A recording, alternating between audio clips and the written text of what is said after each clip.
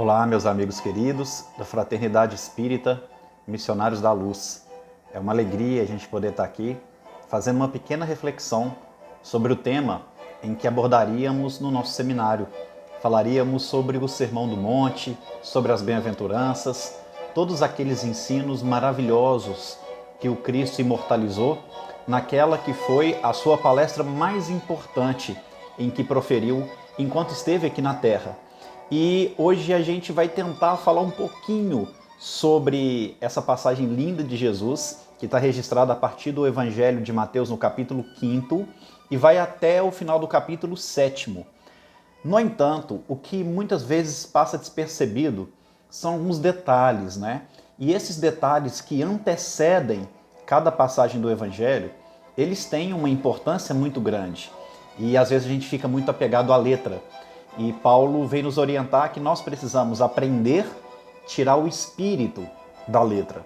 E para que a gente consiga tirar o espírito da letra do Novo Testamento, do Velho, desse livro sagrado que nós temos, e temos a oportunidade de, através da doutrina espírita, desvendar esses mistérios desses livros, nós precisamos compreender o contexto muitas vezes histórico, cultural, geográfico, quem estava com Jesus, por que ele fez isso, para que aí sim a gente consiga aprofundar em espírito em cada um desses ensinos. E com o Sermão do Monte não é diferente.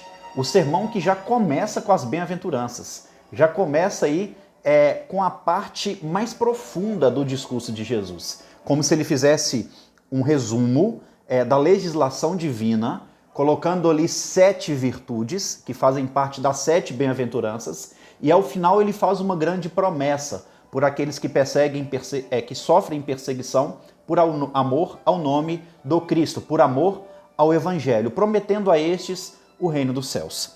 No entanto, após falar desse código divino, que são as bem-aventuranças, ele permanece trazendo ensinos fantásticos. Ele ensina a gente, por exemplo, como orar.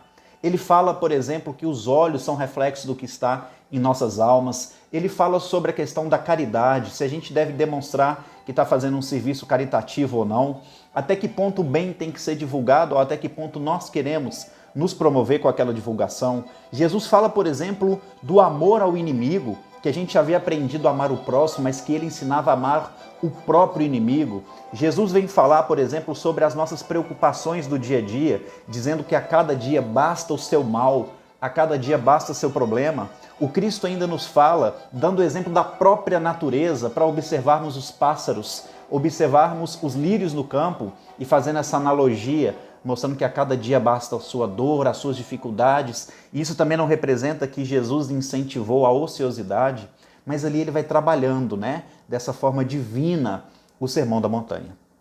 Acontece, porém, um fato muito interessante e que é essa reflexão que eu gostaria de fazer, porque adentrarmos as bem-aventuranças e ao Sermão do Monte de uma forma mais minuciosa, nós faremos isso com fé em Deus, juntos, aí mesmo na Casa Espírita. Como teríamos o seminário este ano e foi cancelado, certamente com a volta das atividades estaremos aí juntos. E eu separei os 2 primeiros itens do capítulo 5 de Mateus, que são pouco falados, pouco tratados, né, no meio religioso, teológico, e eu gostaria de trazer, porque a gente vê a importância das bem-aventuranças a partir disso. Não é algo que passa batido muitas vezes, algo que a gente não dá a devida importância. Vejam só o que Mateus descreve antes que o Cristo, lá no item 3, comece a falar da bem-aventurança primeira, que é sobre os humildes, né, sobre a simplicidade. Vejam o que está registrado no primeiro item.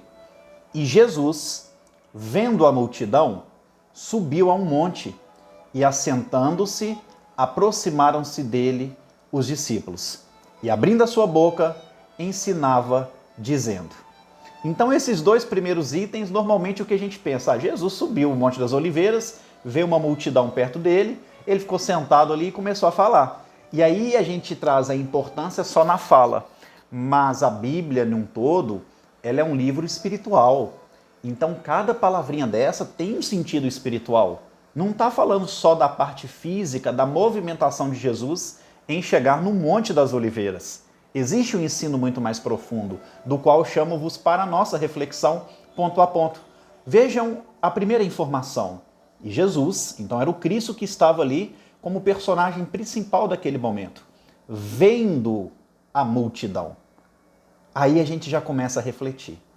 Imaginem o olhar de Jesus. E Jesus vendo a multidão. E a gente já começa a refletir também não só naquele olhar que marcava. Existe uma carta do senador romano Públio Lentulus, que foi um achado arqueológico do século IV, em que comprova-se a existência de Jesus, inclusive ele é descrito as suas questões físicas e morais, e o que mais nos chama a atenção é quando Públio descreve o olhar de Jesus, afirmando-nos que aqueles que olhavam nos olhos do Mestre ou sentiam medo ou reverenciavam a figura do meigo nazareno. O olhar de Jesus curava, o olhar de Jesus acalmava, o olhar de Jesus atraía. O próprio Cristo, no Sermão do Monte, vem falar também do olhar, né, que é o reflexo do que está nos nossos corações. Imaginem Jesus com seu olhar. Portanto, quando Mateus inicia a narrativa das bem-aventuranças, falando em Jesus, vendo a multidão. Jesus enxergando a multidão daqueles que passam pela terra. Cada um de nós, no seu íntimo, como bom pastor conhece as suas ovelhas pelo nome, Jesus conhece cada um de nós pelo nome, no nosso íntimo. E percebendo as nossas necessidades íntimas, vendo a multidão, subiu a um monte. E aí essa referência de subir a um monte, ele está falando, obviamente, de elevação espiritual. Jesus se compadecendo, Jesus tendo compaixão, Jesus tendo misericórdia diante das nossas falhas, da nossa pequenez, dos nossos erros, ele entra em sintonia, ele sobe nesse monte e a sintonia do Cristo era direta com Deus. Um espírito puro que expressava o pensamento do Pai Celestial. Naquele momento, portanto, Jesus, observando as nossas misérias, não só daqueles que estavam ali naquele momento, ele entra em sintonia profunda com Deus, médium do nosso Pai Celestial. Subiu a um monte e assentando-se, é o terceiro item, vê as nossas necessidades, entra em conexão com o Pai, pelo muito amor que tinha em seu coração. Essa conexão é direta, ele depois assenta-se. E aí já traz humildade. A ligação direta de Jesus era com Deus, e nem por isso ele se colocou acima dos outros. Nem por isso ele se colocou numa posição privilegiada daquela multidão que o ouvia e que ouve até hoje, porque esses ensinos são imortais. Na sequência, ele observa, entra em sintonia, se assenta. Humildade. Aproximaram-se deles os seus discípulos.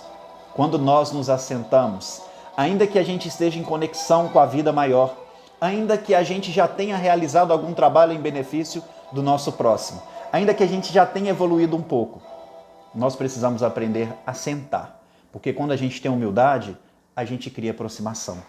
E é isso que é relatado aqui pelo evangelista. Os discípulos, ou seja, os seguidores, se aproximaram dele. E nós, meus irmãos, como estamos usando esses dons que o Cristo utilizou e todos nós podemos utilizar em nossa vida? Jesus utiliza isso nas bem-aventuranças, mas muitas vezes nós precisamos e devemos usar no nosso dia a dia, nas mínimas coisas, no ambiente familiar. Será que a gente tem olhado nos olhos dos que convivem conosco? E vendo Jesus a multidão. Essa multidão muitas vezes é caracterizada pelos filhos, pelos pais, pelos irmãos, pelo esposo, pela esposa. E Jesus sobe no monte. Quantas vezes temos subido do monte na sintonia da vida, oferecendo dentro dos nossos lares a possibilidade do evangelho no lar, que precisa ser diário, não semanal? Quantas vezes a gente se assenta na paciência de ouvir um irmão, ouvir um familiar, ouvir um amigo, ter paciência, saber silenciar, para que a gente crie aproximação. Será que a gente tem criado mais aproximação ou a gente tem repelido mais as pessoas que convivem conosco? E então no item 2, Mateus vem falar, e começou Jesus a verbalizar, nos fazendo lembrar de Francisco de Assis, que nos recomenda, onde estiveres, pregue o Evangelho, se necessário, usando palavras. Que possamos compreender que a pregação mais bela foi o Sermão do Monte, mas o que antecedeu ao Sermão do Monte foi uma pregação silenciosa de Jesus, que até hoje tem poder de ecoar em nossas almas. Muita paz a todos. Que Jesus abençoe essa casa espírita maravilhosa, que desenvolve um trabalho fantástico, a fim de que cada um de vocês, frequentadores e trabalhadores, permaneçam sendo intermediários de Jesus na vida daqueles que ainda não o conhecem.